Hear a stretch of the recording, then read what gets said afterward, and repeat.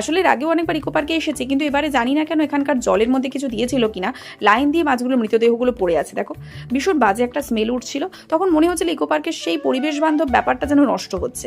সন্ধ্যেবেলা দূর থেকে আমাদের কলকাতার আইফেল টাওয়ারটাকে দেখে কি দারুণ লাগছিল না? যাই হোক, সবার শেষে ভাও মোমো থেকে 2 প্লেট ফ্রাইড মোমো আর 1 প্লেট দার্জিলিং স্টিম মোমো নিয়ে নিয়েছিলাম। তারপর ইকো পার্ক থেকে বেরিয়ে আইসক্রিম, পাপড়ি চাট সব খেয়ে ঘোরাঘুরি শেষ করলাম। আর তোমরা নিশ্চয়ই জানো যে ইকো পার্ক থেকে ফেরার গাড়ি পাওয়াতে ভীষণ মুশকিল হয়, আর তার মধ্যে ছিল ভোটের বাজার। সেই জন্য আমরা প্রায় কোনো গাড়িই পাচ্ছিলাম না।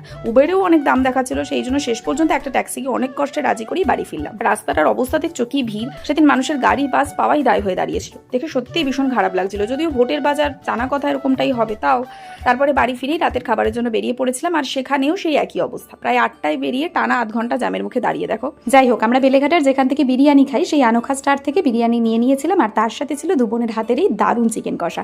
সবশেষে ন্যাচারালসের এই টেন্ডার কোকোনাট ফ্লেভারের আইসক্রিমটা খেয়ে একটা সুন্দর দিন শেষ করেছিলাম। টাটা।